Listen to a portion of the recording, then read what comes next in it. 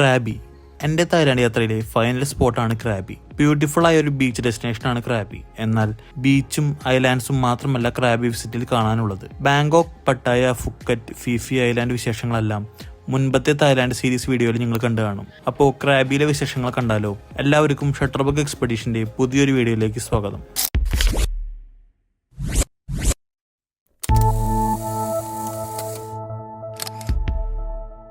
ഫുക്കറ്റിൽ നിന്നും പുലർച്ചെ കയറിയ ബസ്സിൽ ഏകദേശം 4 മണിക്കൂറിനടുത്ത് ട്രാവൽ ചെയ്താണ് ക്രാബിയിലെത്തിയത്. ക്രാബിയിൽ 2 പകലും 1 രാത്രിയുമാണ് നമ്മൾ സ്പെൻഡ് ചെയ്യുന്നത്. അതുകൊണ്ട് ചെറിയൊരു ഡോർമെട്രി സ്റ്റേ ആണ് നമ്മൾ നോക്കിയത്. ക്രാബിയിൽ സ്റ്റേ പ്രീ ബുക്ക് ഒന്നും ചെയ്തിരുന്നില്ല. അതുകൊണ്ട് അവിടെ തന്നെ അന്വേഷിച്ച ഒരു ഡോർമെട്രി റൂം എടുത്തു. ലഗേജ് എല്ലാം അവിടെ വെച്ച് നമ്മൾ ക്രാബിയിൽ പ്രീ ബുക്ക് ചെയ്തിരുന്ന 4 ഐലാൻഡ് ട്രിപ്പിന് വേണ്ടി പ്രിപ്പയർ ആയി. ഈ തവണ ടുക് പോലെയുള്ള ഒരു വണ്ടിയാണ് പിക്ക് ചെയ്യാൻ വന്നത്. ലക്ഷറി വണ്ടി ആയിരുന്നില്ല. അങ്ങനെ ഐലാൻഡ് ട്രിപ്പ് സ്റ്റാർട്ട് ചെയ്യുന്ന സ്പോട്ടിലേക്ക് എത്തി. 2 ദിവസം അടുപ്പിച്ച ഐലാൻഡ് വിസിറ്റ് ആയതിനാൽ തന്നെ എക്സൈറ്റ്മെന്റ് പഴയ പോലെ ഉണ്ടായിരുന്നില്ല.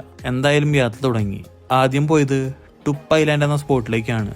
ഈ ഐലാൻഡിൽ ലോ ടൈഡ് ഉള്ള സമയത്ത് നമുക്ക് നടന്നുകൊണ്ട് ഐലാൻഡ്സ് തമ്മിൽ ക്രോസ് ചെയ്ത് കിടക്കാൻ പറ്റും. അതാണ് ഇവിടുത്തെ സ്പെഷ്യാലിറ്റി. നമ്മൾ പോയപ്പോൾ ലോ ടൈഡ് ആയതിനാൽ നമ്മൾ അങ്ങനെ ഐലാൻഡ് ക്രോസ് ചെയ്തു. നല്ലൊരു എക്സ്പീരിയൻസ് ആയിരുന്നു അത്. അത് കഴിഞ്ഞ് പോയത് ചിക്കൻ ഐലാൻഡ് കാണാനായിരുന്നു. ഇത് ആക്ച്വലി ഐലാൻഡ് വിസിറ്റ് ആയിരുന്നില്ല. നമുക്ക് ബോട്ടിൽ നിന്ന് നോക്കുമ്പോൾ ചിക്കൻ ഷേപ്പിൽ റോക്ക് ഫോർമേഷൻസ് ഐലാൻഡിൽ കാണാം. അതുകൊണ്ടാണ് ഇതിനെ ചിക്കൻ ഐലാൻഡ് എന്ന് വിളിക്കുന്നത്. ചിക്കൻ ഐലാൻഡ് സ്നോക്ലിങ്ങിന് ഫേമസ് ആണ്. അതുകൊണ്ട് അവിടെ നമ്മൾ കുറച്ചു നേരം സ്നോക്ലിംഗ് ചെയ്തു. ആ ഒരു ആക്ടിവിറ്റി കഴിഞ്ഞ ശേഷം അടുത്തതായി നമ്മൾ പോയത് പോഡ ഐലാൻഡ് കാണാനായിരുന്നു. ലഞ്ച് കഴിക്കാനാണ് മെയിനായിട്ട് ഇവിടെ പോകുന്നത്. പക്ഷേ പോഡ ഐലാൻഡിന്റെ സീനിക് ബ്യൂട്ടി അടിപൊളിയാണ്. നല്ല വൈറ്റ് സാൻഡും ക്രിസ്റ്റൽ ക്ലിയർ വാട്ടറുമുള്ള ഭംഗിയുള്ള ബീച്ചാണിത്. ലഞ്ച് കഴിച്ച് കുറേ നേരം ബീച്ചിൽ ടൈം സ്പെൻഡ് ചെയ്ത ശേഷമാണ് അവിടെ നിന്നും പോയത്. അങ്ങനെ 4 ഐലാൻഡ് ട്രിപ്പിലെ ഫൈനൽ സ്പോട്ടിലേക്കാണ് നമ്മൾ അവിടെ നിന്ന് പോയത്. ഫ്രാനങ് കേവ് ബീച്ച് എന്നാണ് ഇത് അറിയപ്പെടുന്നത്. പ്രൊനൗൺസിയേഷൻ കറക്റ്റ് ആണെന്ന് അറിയില്ല. One of the most scenic beaches in ക്രാബിയാണ് ഈ ഒരു ഡെസ്റ്റിനേഷൻ. മാത്രമല്ല ക്ലിയർ വാട്ടറും സോഫ്റ്റ് സാൻഡും എല്ലാം റിലാക്സിംഗ് മൂഡ് തരുന്നതിനാൽ ട്രിപ്പിലെ ഒരു ഫൈനൽ സ്പോട്ടായി ഇങ്ങോട്ടേക്ക് പോകാവുന്നതാണ്. സൺസെറ്റ് ടൈമിലാണ് ഞാൻ പോയത്. അതുകൊണ്ട് ബ്യൂട്ടിഫുൾ ആയ ഗോൾഡൻ അവർ ബീച്ചിൽ നിന്ന് എക്സ്പീരിയൻസ് ചെയ്യാൻ കഴിഞ്ഞു. ബീച്ചിലെ ലൈം സ്റ്റോൺ ക്ലിഫ്സിനും ക്രിസ്റ്റൽ ക്ലിയർ വാട്ടറിനും ഇടയിലൂടെയുള്ള സൺസെറ്റ് കാണാൻ മനോഹരമാണ്. ഫൈനലി നൈറ്റ് ഡിന്നറും കൂടി ഐലാൻഡിൽ നിന്ന് കഴിച്ചുകൊണ്ടാണ് ആ ജേണി അവസാനിച്ചത്. ടുക്കിൽ ഫുൾ ലൈറ്റൊക്കെ ഇട്ട് ഒരു യാത്ര പോകണമെന്നുണ്ടായിരുന്നു.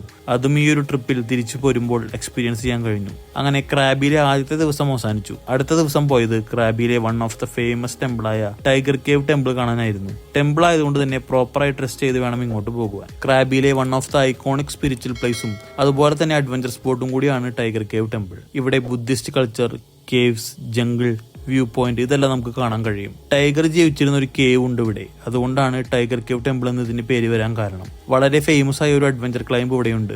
1237 സ്റ്റെപ്സ് ഉള്ള ഈ മല കയറലാണ് ഇവിടുത്തെ ഹാർഡസ്റ്റ് പാർട്ട്. പക്ഷെ ഇത് കയറി ചെന്നാൽ ബ്യൂട്ടിഫുൾ ആയ വ്യൂ ആണ് നമ്മളെ കാത്തിരിക്കുന്നത്. മുകളിൽ വലിയ ബുദ്ധ സ്റ്റാറ്റ്യൂവും അതുപോലെ പല ടൈപ്പ് വിഗ്രഹങ്ങളും നമുക്ക് കാണാം. കൂടാതെ ക്രാബി ടൗൺ, ഡെൻസ് ഫോറസ്റ്റ് ഇതൊക്കെ ഈ ഒരു വ്യൂ പോയിന്റിൽ നിന്ന് നമുക്ക് കാണാൻ സാധിക്കും. നമ്മൾ പോയത് ഏർലി മോർണിംഗ് അല്ലാത്തത് കൊണ്ട് ബ്യൂട്ടിഫുൾ ആയ സൺറൈസ് ഒന്നും കാണാൻ പറ്റിയില്ല.